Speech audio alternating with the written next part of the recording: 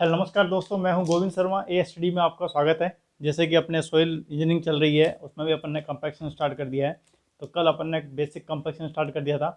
अगर थोड़ा बहुत समझने में दिक्कत आई हो, क्योंकि अभी पहली बार पढ़ रहे हो, तो कंपैक्शन सोइल इंजीनियरिंग का सिस्टम यही है कि जैसे जैसे बार बार पढ़ोगे तभी समझ में आएगी। अगर आप एक बार पढ़ के आप सिविल सोइल समझ में आ जाता है, ऐसा नहीं है। इसलिए सोइल को टफेस्ट सब्जेक्ट में माना जाता है, क्योंकि इसमें क्या होता है कि हर सब्जेक्ट, हर टॉपिक है जो एक दूसरे से लिंक है। आप पीछे के पोर्शन को नहीं पढ़ के आओगे तो आपको आगे वाले खत्म समझ में नहीं आएंगे। आप जैसे कंपैक्शन पढ़ रहे हो तो आपको पीछे का प्रॉपर्टीज ऑफ सोइल पढ़ के ही आना पड़ेगा। इंडेक्स प्रॉपर्टीज है, प्लास्टिक लिमिट है, सिंकेज लिमिट है, सेचुरेशन कंडीशन है, अनसेचुरेटेड कंडीशन है। ये सब आपको याद रहेगा, जब भी आप इस चीज़ को आगे समझ पाओगे। कंपैक्शन क्या था? कंपैक्शन को हमने कहा था कि सर एक प्रकार से कंपैक्शन ये हो रहा था कि अपने को सोइल के वॉल्यूम में चेंज आ रहा था, डिक्रीमेंट आ रहा था। भाई कि अपन सोइल पे कोई भी लोड लगा रहे थे तो उसमें क्या होता है, उसके एयर वॉइड निकल रहे थे, मतलब सोइल पार्टिकल में से एयर वॉइड निकलने के कारण जो उसकी डेंसिटी बढ़ रही थी, एयर वॉइड्स के निकलने का डेंसिटी बढ़ रही थी, उसको ही हमने कंपैक्शन कहा था।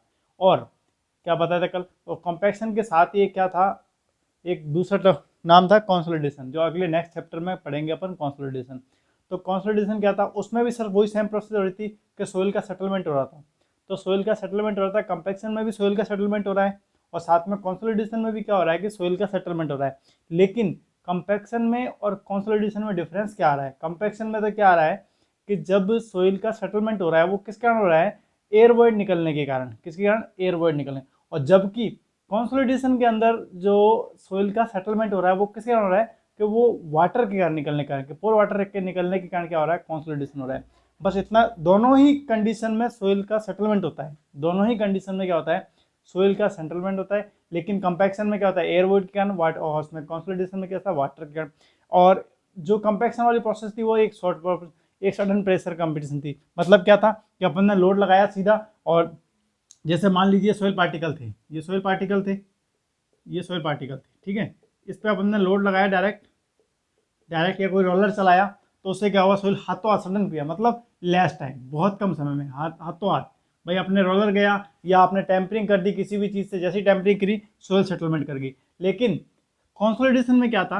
कंसोलिडेशन में क्या था? लॉन्ग टाइम के लिए प्रोसेस है। लॉन्ग टाइम के लिए कैसे? मतलब कोई स्ट्रक्चर बन जाएगा, कोई स्ट्रक्चर बनने के बाद सोइल में धीरे धीरे सेटलमेंट होता रहता है, धीरे धीरे। जैसे मान लीजिए आपने कई बार क्या देखा है कि आपने मकान को क्रैक होते हुए देखा है। तो मैंने कहा था मान लो ये सोइल की फाउंडेशन, ये कोई इसके ऊपर स्ट्रक्चर बना हुआ है कोई भी। अब इसके फाउंडेशन, ये अलग फाउंडेशन है, ये अलग फाउंडेशन है इसकी, और ये अलग फाउंडेशन है, ये पूरे स्ट्रक्चर बना हुआ है कोई भी। अब क्या होता है कि अगर सोइल का सेटलमेंट कुछ इस जगह से सेटलमेंट कर जाए, मतलब यहाँ से सोइल सेटलमेंट कर जाए और वाटर निकलना सोइल से, तो यहाँ से क्या होगा? तो बिल्डिंग में क्या हो जाए? क्रैक आने लग जाते हैं। तो क्रैक आने लग जाते हैं क्योंकि यहाँ सेटलमेंट हुआ नहीं, यहाँ तो मतलब फाउंडेशन में क्या हो गया? क्रैक आ गए। तो किस कारण आते हैं? ये आते हैं कंसोलिडेशन के कारण। इसको प्रोसेस बोलते हैं कंसोलिडेशन। ये अपन आगे जब पूरा चैप्टर पढ़ेंगे इसके अंदर क्या होता है डीपली एकदम पूरे चैप्टर के अंदर जानेंगे, ठीक है। कंसोलिडेशन दोनों में, इसमें किसके कारण क्रैक हो रहा है? पोर वाटर निकलने के कारण। और कुछ हद तक तो अपन क्या होता है सेटलमेंट की लिमिट होती है कि भाई इतना सेटलमेंट कर जाएगा तो स्ट्रक्चर पे कोई इतना फर्क नहीं पड़ेगा फाउंडेशन का। जब फाउंडेशन की चैप्टर पढ़ेंगे अपन, जब पूरा वहाँ पे समझेंगे इसको, पूरा कितना क्रैक करता है, कैसे क्रैक करता है, जब अपन फाउंडेशन चैप्टर पढ़ेंगे वहाँ इसको मतलब सोइल में एक अच्छी बात है कि हर चीज़ का एक एक चैप्टर है। फाउंडेशन के अंदर वहाँ पर डिटेल पढ़ेंगे, कंसोलिडेशन हो रहा है उसका पूरा चैप्टर पढ़ेंगे, कंपैक्शन है अपन ने उसका पूरा चैप्टर, मेथड क्या है कंपैक्शन के, उस कंपैक्शन के बारे में जानेंगे। तो कल हमने सिर्फ इतना जाना कि कंपैक्शन क्या होता है और कंसोलिडेशन क्या होता है, दोनों में डिफरेंस क्या था। भाई इसमें डायनेमिक लोडिंग किसमें? कंपैक्शन के अंदर कौन सी लोडिंग लग रही थी? Dynamic loading. और जबकि मैंने कंसोलिडेशन के अंदर कौन सी लोडिंग बताई थी? स्टैटिक लोडिंग बताई थी। सर ये लोडिंग कौन सी? मतलब डायनेमिक लोडिंग और स्टैटिक लोडिंग के अंदर मतलब इसमें अपन लोड लगा रहे थे, सडन लोड लगा रहे थे, या अपन कंपैक्ट कर रहे थे किसी से, या रोलर चल रहा था डायनेमिक एक कुछ समय अंतराल के लिए, और जब भी, और ये काम कब हो रहा था? जैसे ही अपन कंपैक्शन कर रहे थे, रोलर चला रहे थे, वहीं अपनी सोइल कंपैक्ट हो रही थी। लेकिन ये क्या है? ये स्टैटिक लोडिंग है, मतलब स्ट्रक्चर बनने के बाद धीरे धीरे कांस्टेंट लोड से लोडिंग बढ़ रही है, उससे धीरे धीरे सेटलमेंट हो रहा है सोइल का, धीरे धीरे लॉन्ग टाइम तक। कुछ जरूरी नहीं है ये 2 महीने चले, 6 महीने चल जाए, साल भर हो जाए, 3 साल 4 साल, ये सेटलमेंट चलता रहता है, ठीक है। तो ये सब अपन कहाँ पढ़ेंगे? जब अपन कंसोलिडेशन चैप्टर पढ़ेंगे नेक्स्ट का। और अपन ने कंपैक्शन के बारे में क्या जाना था? ये अपन ने कंपैक्शन के बारे में डिफरेंस जाना था कल। तो फिर ये कंपैक्शन डिफरेंस, और फिर अपन ने इसमें के बारे में देखा था कि जब अपन ने कंपैक्शन के लिए क्या करा, अपने कल अपने ग्राफ बनाया था क्योंकि यहीं से मेन चैप्टर स्टार्ट होता है। मैंने कहा था क्वेश्चन जो आना स्टार्ट होंगे वो वहीं से स्टार्ट होंगे ग्राफ से। कि मान लो कोई भी सोइल है, कोई सोइल कंडीशन है, मैंने इसमें एक्स पे क्या लिया था, वाटर कंटेंट लिया था, और यहाँ पे क्या लिया था मैंने, गामा डी डेंसिटी वाला क्या होता है कि सर मास अपॉन वॉल्यूम होता है। वैसे ये पढ़ा था आपने कल अपने सडनली इसको लास्ट में समझाया था, इसे देखो आप कल समझ में आया तो ठीक है, नहीं तो आज देखो गामा डी। तो वाई एक्स पे मैंने गामा डी लिया था। कई बार क्वेश्चन आ जाता है कि कंपैक्टिव कर्व में जो गामा डी है वो कौन सा एक्स पे लिया गया है, वाटर कंटेंट कौन सा एक्स पे लिया है। तो देखो कोई भी सोइल का पार्टिकल है, कोई भी सोइल है, क्ले सोइल है मान लीजिए, तो अब मुझे क्या पता उसमें गामा डी जीरो, क्या वाटर कंटेंट जीरो है। आपको वाटर कंटेंट जीरो है या नहीं है वो तो एकदम ड्राई सोइल है, जब आपको पता लगेगा कि भाई एकदम ओवन से सूखी सोइल है तो वो आपको जीरो ड्राइवेट है। लेकिन हम नहीं मान सकते, हमें नहीं मालूम कि सोइल सैंपल में कितना उसमें क्या है वाटर कंटेंट है और कितनी उसमें गामा डी है। तो मैं उसको जीरो ना लेके, गामा डी को जीरो ना लेके और वाटर कंटेंट किसी हद तक ले लेते हैं कि भाई यहाँ मान लेते हैं अपन उसकी कि भाई यहाँ गामा कुछ उसमें मिनिमम गामा डी है और कुछ उसमें वाटर कंटेंट की वैल्यू है। ठीक है, अब जैसे जैसे मैं क्या करता हूँ वाटर कंटेंट की वैल्यू बढ़ाऊंगा, तो वैल्यू बढ़ाऊंगा तो गामा डी क्या होगा, जैसे गामा डी जब वाटर कंटेंट की वैल्यू बढ़ाऊंगा तो क्या होगा, वॉल्यूम, जब वाटर कंटेंट बढ़ेगा तो वॉल्यूम बढ़े, तो वॉल्यूम कम होएगा कि भाई इसी से पानी वॉल्यूम कम होगा, तो वॉल्यूम कम होगा तो क्या गामा डी बढ़ेगा। गामा डी क्यों, क्योंकि उसमें एयर वेट चल जाएंगे तो सेटलमेंट होगा। तो जैसे जैसे मैं किस लिमिट तक क्या करूँगा, इसमें गामा डी बढ़ाऊंगा, वाटर कंटेंट बढ़ाऊंगा, तो एक समय तक तो क्या होगा कि गामा डी की वैल्यू बढ़ेगी। लेकिन उसके बाद क्या होगा, वापस वाटर कंटेंट की वैल्यू बढ़ाने पर क्या होगा, गामा डी की वैल्यू कम हो जाएगी। और जिस पॉइंट पर मुझे मैक्सिमम गामा डी मिलेगा, जिस पॉइंट पर मुझे मैक्सिमम गामा डी मिलेगा उसको मैंने बोला गामा डी मैक्सिमम। ये कल मैं बता चुका हूँ, ठीक है। और जिस वाटर कंटेंट पे मुझे ये मैक्सिमम गामा डी मिला, जिस गामा डी मैक्सिमम पर, जिस मैक्सिमम गामा डी पर मुझे क्या मिला, वो वाटर कंटेंट मिला, उसको बोला मैंने optimum moisture content, optimum moisture content, ये मैंने बोला था। अब गामा डी ये कंपैक्टिव एनर्जी से क्या है, धीरे धीरे आप कंपैक्शन बढ़ाते हैं। ये कब हो रहा है, ये सब है ड्यूरिंग कंपैक्शन के दौरान, कंपैक्शन के दौरान जैसे आप एक एक्स्ट्रा एनर्जी से क्या लगा रहे हो, लोड लगाते रहो, धीरे धीरे आप देखते हो कि वाटर कंटेंट बढ़ाते जा रहे हो। पहले तो क्या होगा, जो वाटर होगा वो उसके लिए काम, देखो मान लीजिए कुछ सोइल पार्टिकल है, अब इसमें आप ड्राई सोइल के, अब इसमें आप क्या करोगे कि थोड़ा सा पानी मिलाओगे, तो अपन क्या करेंगे, सोइल को दबाएंगे। तो पहले तो ये वाटर क्या करेगा, इसके लिए प्रॉपर्टीज के लिए अच्छी चीज़ों के लिए काम करेगा। कोई भी चीज़ कहते हैं ना अपन एक लिमिट मात्रा में अच्छी रहती है, उसके बाद ज़्यादा होती है। तो एक मैंने थोड़ा सा इसमें अच्छी बॉन्डिंग के लिए, ताकि अच्छी तरह वर्क कर सके, लोड लगाऊंगा मैं और थोड़ा सा भिगो दिया इसको, अपन करते हैं ना, कोई भी काम करते हैं, जैसे आटा भी लगाते हैं, सूखा आटा, तो आप उसमें थोड़ा पानी लगा के सही होता है, लेकिन ज़्यादा पानी मिला दो तो क्या हो जाएगा, ख़राब हो जाएगा। तो इसी जगह आपने क्या करा कि थोड़ा सा पानी मिलाया, तो उसमें आपने क्या करा कि ये जो पानी है, ये वाटर कंटेंट है, वो इसके लिए इंपॉर्टेंट फैक्टर की तरह काम कर रहा है, ताकि इसको सेटलमेंट होने में इनकी हेल्प कर रहा है। तो यहाँ से क्या हो रहा है, वॉल्यूम डिक्रीमेंट हो रहा है, तो क्या हो रहा है, अपना गामा डी बढ़ रहा है, भाई वॉल्यूम डिक्रीमेंट हो रहा है। कि पहले शुरू में क्या हो रहा है, जब इसमें पानी थोड़ा बहुत पानी गया तो मैंने कहा धीरे धीरे तो इसको आराम से स्मूथनेस मिल गई, तो ये क्या सोइल के जो पार्टिकल है वो रीअरेंजमेंट आराम से हो रहे हैं। तो क्या हो रहा है, जैसे ही वॉल्यूम कम हो रहा है, फिर वॉल्यूम कम हो रहा था, गामा डी बढ़ रहा है। लेकिन एक समय ऐसा आएगा जहाँ पर अपन ज़्यादा वाटर मिलाएंगे, तो वो क्या होगा, उस जगह फुल होने के बाद भी तो क्या होगा, फिर वाटर क्या करेगा, ये वापस वॉल्यूम को बढ़ाएगा, और वॉल्यूम बढ़ाएगा तो गामा डी कम होता जाएगा, और जैसे वॉल्यूम बढ़ेगा तो गामा डी मैक्सिमम जाएगा। तो फिर एक जगह ऐसी आएगी, एक लिमिट जगह आएगी जहाँ पर हमारे को मैक्सिमम गामा डी मिल जाएगा, उसी को मैंने बोला था OMC।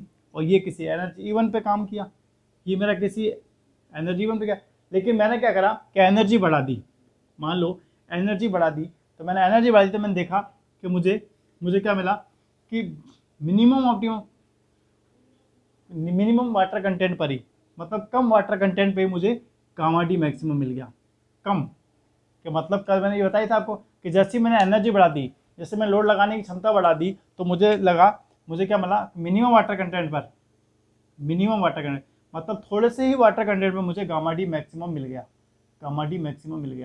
तो आपसे क्वेश्चन एग्जाम में यहीं से पुटअप होता है बहुत ज़्यादा, कि अगर आप एनर्जी बढ़ा दोगे, एनर्जी बढ़ाने के बाद, कंपेटिव एनर्जी बढ़ाने के बाद गामा डी पे क्या फर्क पड़ेगा, तो आपको गामा डी बढ़ जाएगा, कि मिनिमम वाटर कंटेंट पे गामा डी मैक्सिमम मुझे मिल जाएगा। और मैं कहूँ कि अगर मुझे एनर्जी बढ़ाने पर मॉइस्चर कंटेंट में क्या फर्क पड़ेगा, तो आप कहोगे ऑप्टिमम मॉइस्चर कंटेंट का टाइम घट जाएगा। पहले मुझे ऑप्टिमम मॉइस्चर टाइम कहाँ मिल रहा था, यहाँ मिल रहा था जब एनर्जी इवन थी, लेकिन जैसे ही मैंने एनर्जी E2 कर दी तो मेरी ऑप्टिमम मॉइस्चर कंटेंट क्या घटी, कम हो गया। बस यहाँ से क्वेश्चन है। अब इसके बाद अपन चलते हैं कंपैरेटिव एनालिसिस के मेथड है कंपैरिजन निकालने के। अपन क्या करेंगे के कम मेथड देखेंगे, जहाँ से क्वेश्चन आता है वही चीज़ें मैं आपको कराता जा रहा हूँ सीधा, ठीक है। अब बात करते हैं अपन इसकी मेथड की, कंपैक्शन मेथड की। तो पहला मेथड है standard proctor method. Standard proctor method, तो इसमें क्या होता है कि देखो मैंने क्या करा, स्टैंडर्ड प्रोक्टर मेथड है कि 944 ml का एक मोल्ड ले लिया, जिसका साइज क्या है 944 ml, 944 ml। अब इसमें मैंने क्या करा, सॉइल को पार्टिकल को भरना है मुझे, तो ठीक है सॉइल वाले, और मैंने एक हैमर ले लिया कि भाई इसको इसके अंदर जब इसको मैं जैसे इसको हैमर से रेपर कूटूंगा ना, कुटाई करूंगा, तो मैंने हैमर ले लिया, क्या ले लिया मैंने, हैमर ले लिया। और हैमर का साइड कितना था 2.495 kg, जिसको मैं लगभग 2.5 kg मान सकता हूँ, मान लिया मैंने 2.5 kg मैंने हैमर मान लिया। अब मैं क्या करूँगा इसमें कि जो मैं हैमर को गिराऊंगा, हैमर को जो ऊपर से गिराऊंगा, वो हाइट मेरी कितनी है, फॉलिंग हाइट कितनी है मेरी 30.48 सेंटीमीटर, 30.48 सेंटीमीटर। भाई ऊपर से कितने हाइट से गिरा रहा हूँ मैं, 30.48 सेंटीमीटर से। और कितने बिलो दूंगा, नंबर ऑफ बिलो कितना रखूंगा, मतलब कूटूंगा कितना, कम से कितनी बार हैमर करूँगा 25 बार। और सोइल को कितनी लेयर में भरूंगा, 3 लेयर में मैंने सोइल भर ली, फर्स्ट सेकंड और थर्ड, 3 लेयर में मैंने सोइल को भरा।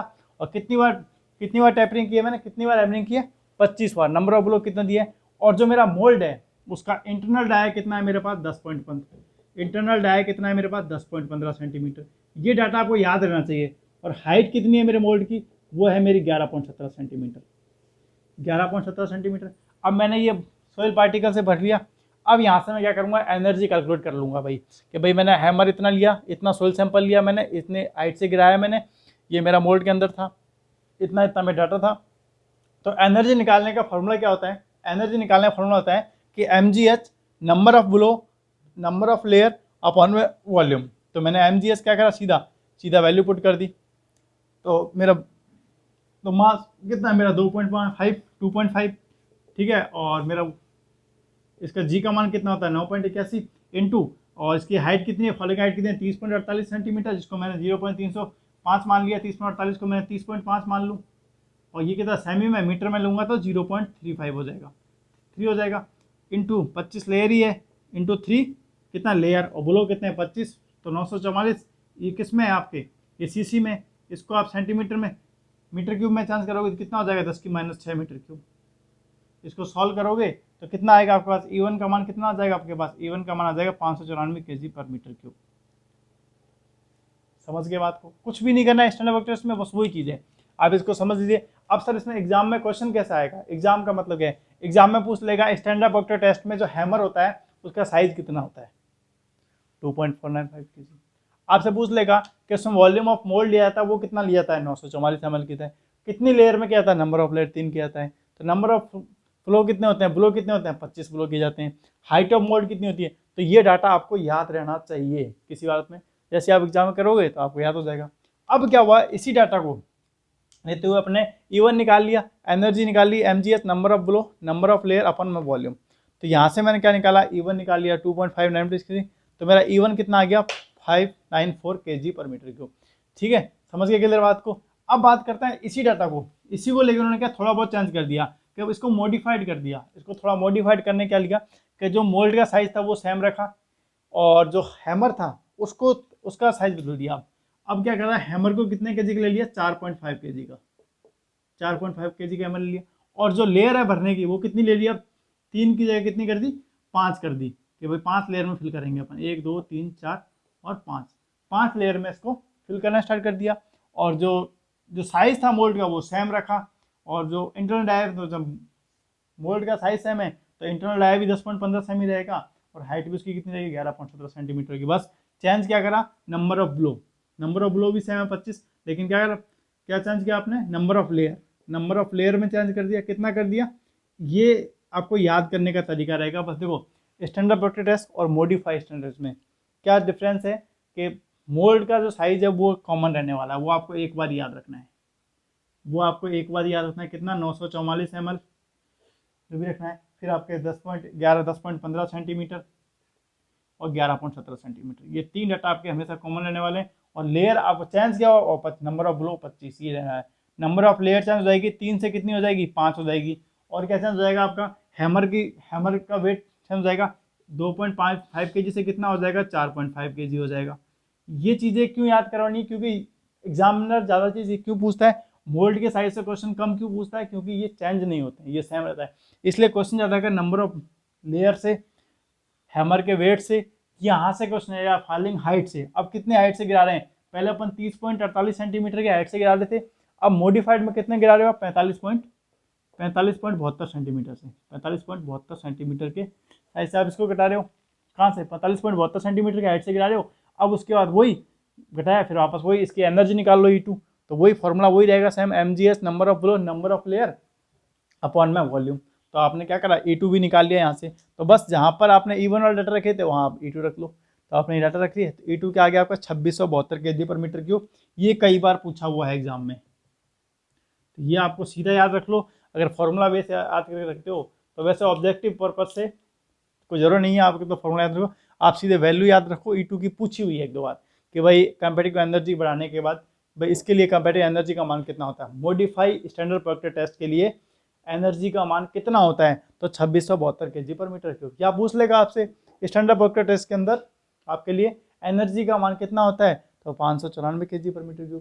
अब ये थोड़ा सा टफ बनता है क्वेश्चन, जब थोड़ा सा क्वेश्चन गलत कराने होते हैं, या एक दो क्वेश्चन जो 10% 20% क्वेश्चन जो टफ होते हैं, उन क्वेश्चनों में ये क्वेश्चन कई बार पड़ जाते हैं। तो भाई एनर्जी आपको याद हो सके, याद रख सको तो याद रख लेना, और नहीं रहती हो तो कोई बात नहीं एक बार। लेकिन जैसे जैसे आप सॉल्व करोगे, बार बार प्रैक्टिस करोगे, तो ये अपने आप जैसे दिमाग में क्वेश्चन आएगा वहाँ एग्जाम में, तो वहाँ आपको ये इजीली पहचान में आ जाएगा मैंने क्या पढ़ के आया हूँ। अगर एक बार हाथ से आप निकाल लोगे, इसलिए मैं PDF प्रोवाइड नहीं करा रहा हूँ, इसलिए मैं सब चीज़ लिखवा रहा हूँ। उसका रीज़न यही है कि आप हाथ से लिखोगे तो हो सके आप कई बार नोट्स में नहीं याद रख सको, लेकिन एग्जाम में जब क्वेश्चन करने बैठोगे तो वहाँ कई बार दिमाग में चीज़ याद आती है कि हाँ ये मैंने वहाँ पे क्लास में पढ़ा था या क्लास में लिखा था, तो वहाँ से ये चीज़ें क्या होती हैं, क्लियर हो जाती हैं। अब यहाँ से ये क्वेश्चन हो जाता है कि E2/E1 एनर्जी पूछता है कि जैसे ही मैं स्टैंडर्ड प्रोडक्ट टेस्ट के अलावा modify standard product test use करते हैं तो उसमें एनर्जी में क्या फ़र्क पड़ता है। तो हम देखते हैं कि E2 में बराबर क्या था, 4.51 गुना, मतलब जो इसमें एनर्जी होती है वो इसकी 4.5 गुना ज़्यादा होती है, 4.5 गुना ज़्यादा होती है। किसके अंदर, मॉडिफाई स्टैंडर्ड प्रोडक्ट टेस्ट के अंदर जो एनर्जी होती है वो स्टैंडर्ड प्रोडक्ट टेस्ट की तुलना में 4.5 गुना ज़्यादा होती है। अब अगर आपसे E2/E1 का रेशियो पूछे तो भी आपको 4.5 kg होता है सर, 4.5 होता है। तो ये चीज़ें आपको बस याद रखनी है, ये ऑब्जेक्टिव पर्पज से, क्योंकि वहाँ देखो अपन लगते हैं सर कि मैं तो कॉन्सेप्ट को समझ लूँगा, यहाँ पे इस चीज़ को फॉर्मूले से वहाँ निकाल लूँगा, तो ऑब्जेक्टिव पेपर में कभी भी ऐसा नहीं हो पाता है। 10% बच्चे ही ऐसे हैं जो ऐसा सोचते हैं, 10 जो कर सकते हैं कि मैं वहाँ पे एग्जामिनर में यहाँ करके और बिना कैलकुलेटर के सब वैल्यू को निकाल लूँगा। तो इसलिए सबसे बेस्ट अपॉर्चुनिटी यही होती है कि थोड़ा टाइम लगता है लेकिन इसको डायरेक्ट रट लो, क्योंकि कई चीज़ें ऐसी होती हैं जो अपने को रट के ही करनी पड़ती हैं। इसको अपने में शोध करना नहीं है कि क्यों आ रहा है कैसा आ रहा है, अपने को सीधा पता है यहाँ से क्वेश्चन पुटअप हो सकता है। E1 मुझे याद होना चाहिए, E2 मुझे याद होना चाहिए, दोनों का रेशियो मुझे डायरेक्ट याद रहना चाहिए, बस। बाकी मुझे रामायण कुछ भी याद नहीं करनी है बस, और ये मुझे याद रहना ही चाहिए, बस इतनी सी बात है, ठीक है। तो ये आपके स्टैंडर्ड प्रोडक्ट। अब ऐसे की तरह इसी बेस पर क्या हुआ था कि इंडियन स्टैंडर्ड टेस्ट भी हुए थे, इसी बेस पे इंडिया स्टैंडर्ड टेस्ट भी थे। तो उन्होंने क्या करा था कि स्टैंडर्ड डिट्टो इसको कॉपी किया था, लगभग डिट्टो। अब मैं कहता हूँ डिट्टो कॉपी, सिर्फ क्या किया था, थोड़ा बहुत चेंज कर दिया था उन्होंने क्या किया, थोड़ा बहुत क्या किया कि यहाँ पर जो वेट ऑफ 2.495 kg है, उन्होंने 2.6 kg कर दिया, मतलब 2.6 कर दिया। 944 है तो उन्होंने 1000 कर दिया। यहाँ 30.48 है तो उन्होंने 31 सेंटीमीटर कर दिया। यहाँ 25 है तो 25 सेम रखा, 3 है 3 है। यहाँ 10.15 है तो उन्होंने 10 कर दिया, 0.15 हटा दिया। यहाँ 11.17 है तो वहाँ उन्होंने 12.73 कर दिया, बस सेम प्रोसेस यहाँ किया। फिर इंडियन मॉडिफाई स्टैंडर्ड टेस्ट में 4.5 है तो वहाँ उन्होंने 4.6 कर दिया। और मोल्ड का साइज इन्होंने भी चेंज नहीं किया तो उन्होंने भी चेंज नहीं किया था पूरा, तो वो इंडियन स्टैंडर्ड है, तो उसको भी अपन अभी कर लेते हैं, ठीक है। उसका डाटा भी लिखा लेता हूँ। पहले आप एक बार इसको उतार लो, फिर मैं इसका इंडियन का स्टैंडर्ड का भी डाटा आपको लिखा देता हूँ। एक बार इसको उतार लेना, लिख देना फील्ड टेस्ट, मतलब आपके फील्ड टेस्ट है कौन से, लैब टेस्ट है, स्टैंडर्ड प्रोडक्ट टेस्ट के, ये कंपैक्शन के टेस्ट हैं। तो पहले आप ये सामने उतार लो, फिर यहाँ तक उतार लो।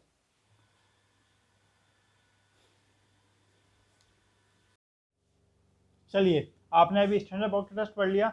अब उसी का अपन ने इंडियन में क्या यूज हुआ, इंडिया में क्या यूज़ किया गया। तो इंडिया में मैंने कहा था कि लगभग थोड़ा बहुत मान चेंज कर प्रोसेस सेम रखा गया। इंडिया के अंदर भी बस थोड़ा बहुत वैल्यू भी चेंज किया, थोड़ा इंक्रीमेंट किया, थोड़ा डिक्रीमेंट करके प्रोसेस सेम वही रखा गया जो स्टैंडर्ड प्रोडक्ट टेस्ट में था।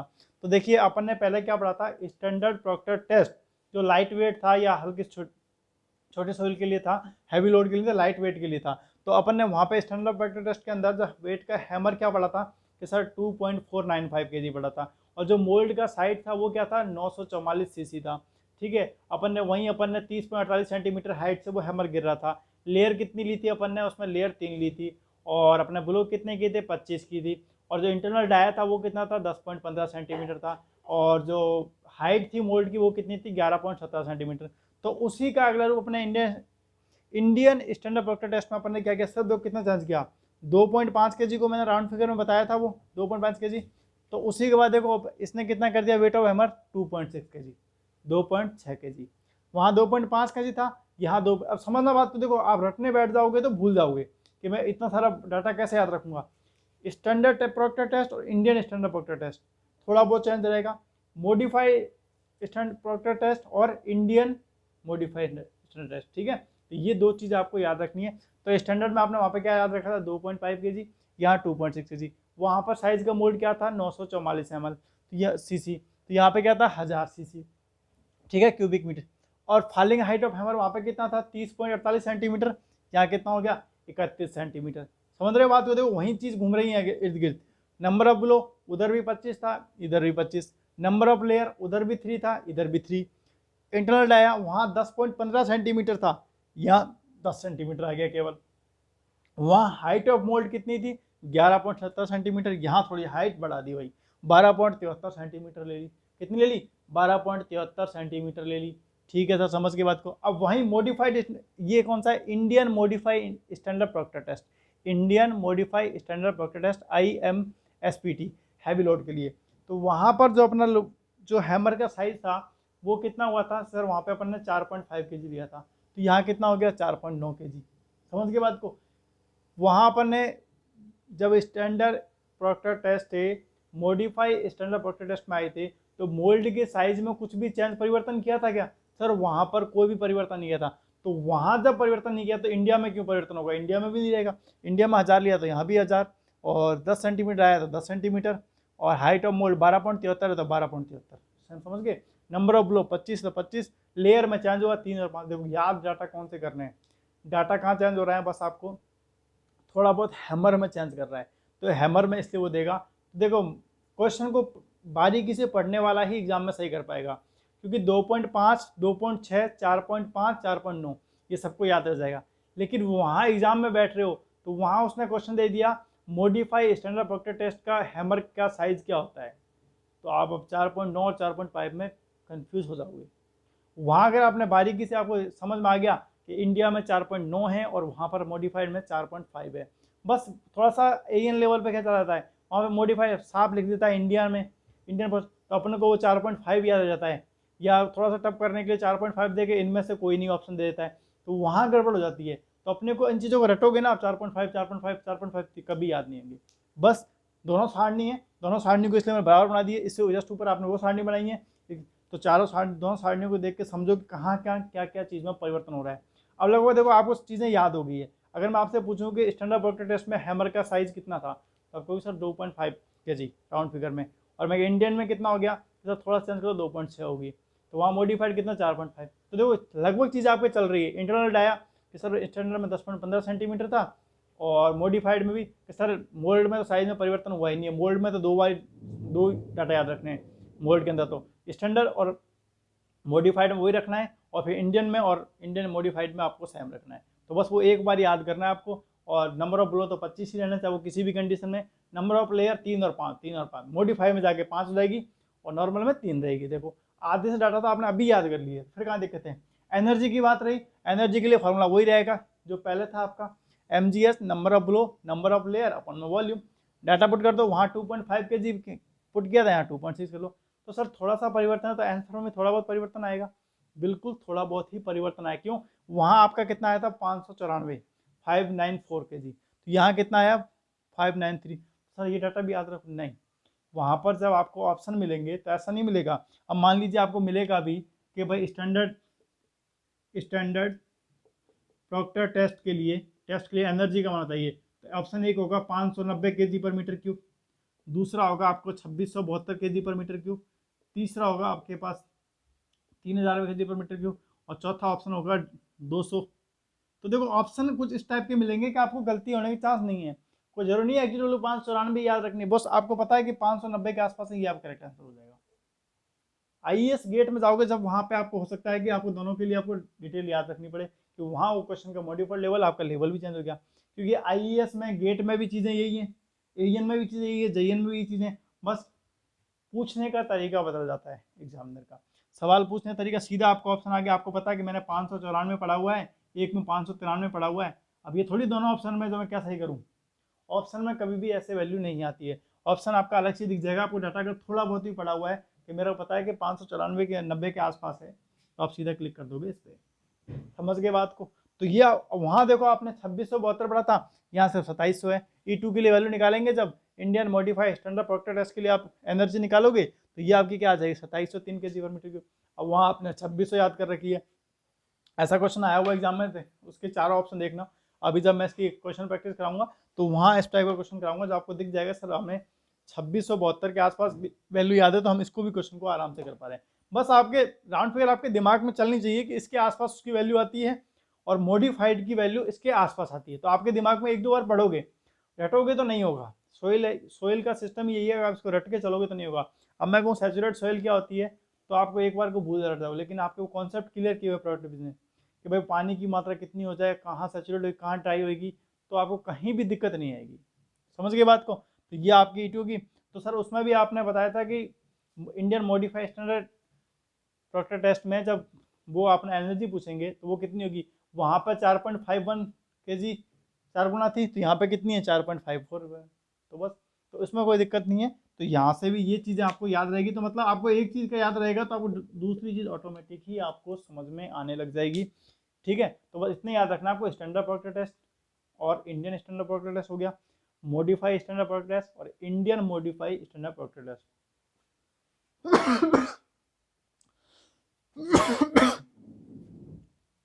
इसी तरह देखो, तो ये अपने कंपैक्शन निकालने के मेथड थे, चलो निकालिए। एक मेथड आता है अपना जोधपुर मिनी कंपैक्शन टेस्ट। तो जोधपुर के प्रोफेसर थे कौन, डॉक्टर आलम सिंह। प्रोफेसर आलम सिंह कब किया था, 1965 में। तो ये कई बार पूछा गया है, तो ये भी छोटा सा टेस्ट है, आपको याद रख लेना है, ये भी आपको थोड़ा सा याद कर लेना है कि कब कब पूछा गया था। ठीक है, तो ये तो इसका भी डाटा आपको याद रखना है क्या, कि जोधपुर मिनी कंपैक्शन टेस्ट का था। यह टेस्ट 1965 में प्रोफेसर आलम सिंह के द्वारा कोर्स ग्रेन और फाइन ग्रेन सोइल दोनों के लिए किया गया था। अब याद क्या रखना है इसमें वो याद रखना है, वेट ऑफ हैमर 2.5 kg। तो मतलब कहने का मतलब सर ये है कि हमें हैमर का वेट तो याद ही हो गया, या तो 2.5 kg है देखो, या 2.6 kg आया है और 2.5 kg आया है, ये तो हमें 3 मान तो हमें पता ही है। तो लगभग देखो वहाँ भी आप 2 तो हैमर में तो गलती होगी नहीं कि ऑप्शन ही ऐसे मिलने वाला है कि मैं 2.5 पे चला जाऊंगा। हाँ लेकिन वहाँ मॉडिफाई के रूप में आ गया, तो मैं हो सकता है कि थोड़ा जाऊँ, एक बार 4.5 जाऊँगा, एक बार 4.9 जाऊँगा, तो मतलब है 4 के आसपास ही। तो इन दोनों में ऑप्शन, ये दोनों तो होंगे नहीं, कोई एक होगा। मॉडिफाई का नाम आती है, मैं यहाँ क्लिक कर दूंगा, ये लो। अब कहाँ दिक्कत आएगी, फॉलिंग हाइट ऑफ हैमर थोड़ा सा याद रखना पड़ेगा, 60 mm, इसमें सिर्फ 60 mm क्योंकि छोटे 60 mm। ठीक है, फॉलिंग हाइट ऑफ हैमर मतलब हैमर को कितनी हाइट से गिराया जा रहा है, 60 mm से। और वॉल्यूम ऑफ मोल्ड कितना है, 300 cc, कमी है 300 cc, ये भी आपको याद रखना पड़ेगा। वॉल्यूम ऑफ मोल्ड कितना है, 300 cc। Internal dia of mould कितना है, 80 mm, याद रख लो राउंड फिगर में 80 mm। 79.8 mm इतना याद नहीं रह जाएगा, क्योंकि वहाँ के उसके आसपास वैल्यू आएगी तो आपको राउंड फिगर में याद आ जाएगी क्या, 80 mm। 80 mm, समझ गए बात को। तो ये इसलिए इसको मिनी कंपैक्शन टेस्ट बोलते हैं, क्योंकि इसमें जो मोल्ड लिया गया छोटा मोल्ड लिया गया था, इसलिए इसको जोधपुर। तो किसने किया था ये किया था प्रोफेसर आलम सिंह ने। कब किया था भाई, 1965 में किया गया था, जोधपुर के प्रोफेसर थे कॉलेज के, उन्होंने आलम सिंह ने किया गया था। तो उनके द्वारा क्या कंपैक्शन टेस्ट किया गया था, ये कोर्स ग्रेन और फाइन ग्रेन सोइल दोनों के लिए कंपैक्शन टेस्ट किया गया था। अब यहाँ से अपने मेथड सारे कंप्लीट हो गए हैं। अब अपन किस कंपैक्शन के लिए कौन कौन सी सोइल यूज करते हैं भाई, कौन कौन सी किस टाइप के अपन मेथड यूज करें जैसे कंपैक्शन करें। जैसे आपने देखा होगा कि ज़मीन के अंदर जब अपन पाइल कंपैक्शन करते हैं तो भाई उसके लिए पाइल यूज़ की जाती है। आपने सड़क पर रोलर चलते हुए देखे होंगे भाई, आपने देखे रोलर चलते हुए, जो रोलर कंपेयर करते हैं। कई बार आपने सिर्फ फुट रोलर भी देखे होंगे, जब आपने अपनी कॉलेज की क्लासें ली होंगी, सोइल पढ़ा होगा वहाँ पर, तो वहाँ पे आपको डिटेल में पढ़ाया गया होगा कि भाई कौन सी क्ले सोइल के लिए अपन क्या करते हैं, सिर्फ फुट रोलर लेते हैं। और अपनी जो कोर्स ग्रेन सोइल है, सैंड है या ग्रेवल है, उसके लिए अपन कौन से, ये अपन कर्स या अपन ये कर्स कर्स अपन कर्स रोलर लेते हैं, रोलर सपोर्ट लेते हैं अपन, और क्ले में अपन सिर्फ फुट रोलर लेते हैं। अब सर क्ले में सिर्फ फुट रोलर क्यों लेते हैं और कोर्स ग्रेड में अपन कंपैक्शन वही टाइप क्यों लेते हैं, तो वो अपन जब नेक्स्ट वीडियो पढ़ेंगे, नेक्स्ट लेक्चर में पढ़ेंगे, तो वहाँ आपको ये सब चीज़ अपन क्लियर कर देंगे। तो उसके बाद ये चैप्टर अपना कंप्लीट हो जाएगा। थोड़ा सा फिर क्या मैथड है, फिर अपन पढ़ेंगे लास्ट टॉपिक इसमें कि इफेक्ट क्या क्या पड़ते हैं कंपैक्शन के सोइल के ऊपर। भाई क्या क्या इफेक्ट भी तो देखेंगे ना इसमें, क्या इफेक्ट है, क्या सोइल का जो अरेंजमेंट होता है वो किस किस टाइप से होता है। तो सोइल का अरेंजमेंट पढ़ेंगे, तो अरेंजमेंट पढ़ने के बाद फिर चैप्टर कंप्लीट हो जाएगा। और लास्ट फिर वही बात है कि साथ में इसका रिवीजन करते रहना, ठीक है, पीछे पीछे। टफ नहीं है, बस आप रिवीजन करते रहोगे तो समझ में आएगी चीज़ें, रिवीजन नहीं करोगे तो आगे सारी चीज़ें भूलते जाओगे। ठीक है, कल के बाकी नेक्स्ट करते हैं अपन कल। वीडियो अच्छी लगी हो तो लाइक कमेंट शेयर जरूर करें। Thank you so much.